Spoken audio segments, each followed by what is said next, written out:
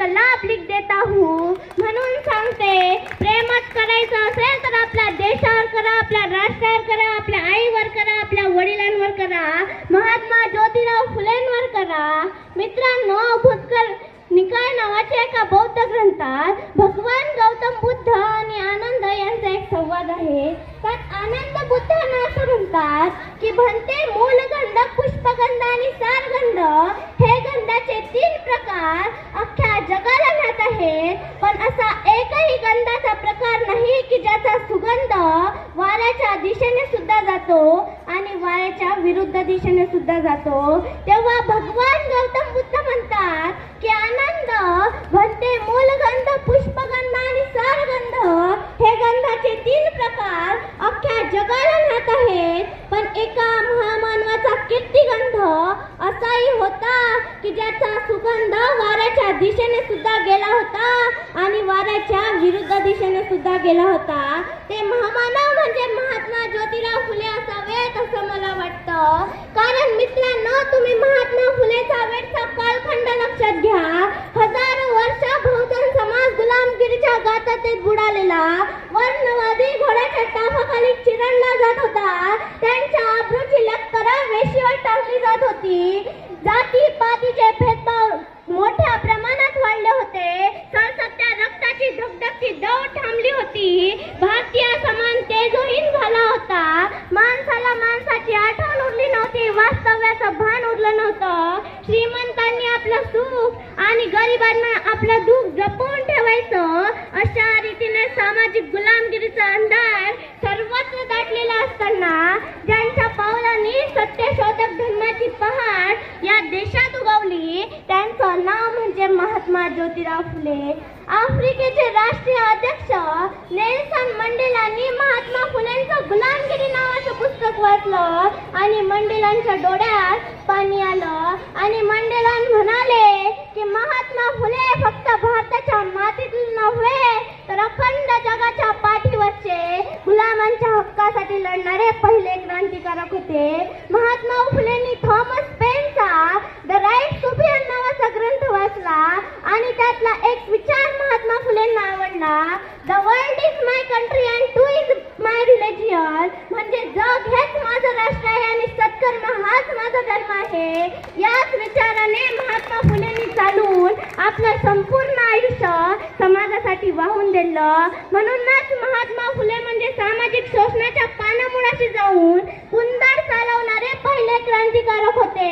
हुनवंताच्या टाचीखाली रगडला जाणारा, माणसाला माणुसकीच्या प्राथमिक हक्कासाठी लढणारे सैनिक म्हणून दिव्य काम करत होते आणि ते महात्मा फुलेंनी करून दाखवलं. म्हणूनच बुद्धी सम्राट डॉक्टर बाबासाहेब आंबेडकर हे महात्मा फुलेंना आपले गुरु मानतात. तर सावरकरांनी त्यांना राष्ट्राचे निर्माते म्हणून संबोधले. तर ख्यातनाम इतिहासतज्ञ रामचंद्र गुहा हे त्यांना राष्ट्राचे निर्माते म्हणून संबोधतात. शाहू महाराजांनी त्यांना मार्टिन लुथर किंगची उपमा दिली. कारण खऱ्या अर्थानं समाज सुधारण्यासाठी, समाज क्रांतीसाठी, समाजशील वनवंतरासाठी अष्टप्रवर्तवणाऱ्या समयप्रमाणे महात्मा फुलेंनी काम केलेलं आपल्या सगळ्यांच्या लक्षात येतं. महात्मा फुलेंनी काम केलेलं आपल्या सगळ्यांच्या लक्षात येतं. छत्रपती शिवाजी महाराज हे अखंड भारताचे आराध्य दैवत होते. पण त्यांच्या इतिहासाला महाराष्ट्र विसरला होता. जेम्स डग्लस नावाचा इतिहासप्रेमी याने महात्मा फुलेंची समाधी शोधण्याचा प्रयत्न केला, पण त्याला ती समाधी मिळाली नाही. म्हणून त्याने टाइम ऑफ इंडियामध्ये लेख लिहून खंत व्यक्त केली. ही बातमी महात्मा फुलेंच्या वाचण्यात आली. त्यांनी बहुजन समाजाचे काही कार्यकर्ते गोळा करून रायगडाच्या काट्या कुठ्या समाधी शोधून काढली. ती समाधी धुतली, पुसली आणि शिवरायांवर पहिली शिवजयंती, शिवरायांवर पहिला पोवाडे लिहून साजरी केली. पंढरीनाथ सीताराम पाटील यांनी लिहिलेले शिवचरित्र अत्यंत विश्वासार्ह आहे. ते आपल्या लेखनात महात्मा फुलेंना छत्रपती शिवाजी महाराजांच्या जयंतीचे जनक म्हणून संबोधतात. ही गोष्ट आपण लक्षात घेतली पाहिजे. महात्मा फुले बिल्डर होते. त्यांनी पुणे कमर्शियल आणि कन्स्ट्रक्शन नावाची कंपनी स्थापन केली.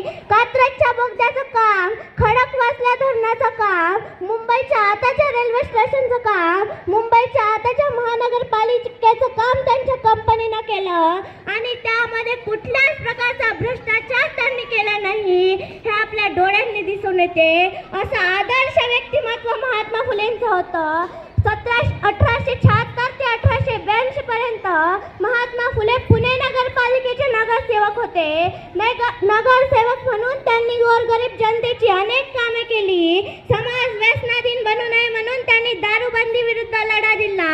त्यासाठी त्यांनी अनेक चळवळी उभारल्या.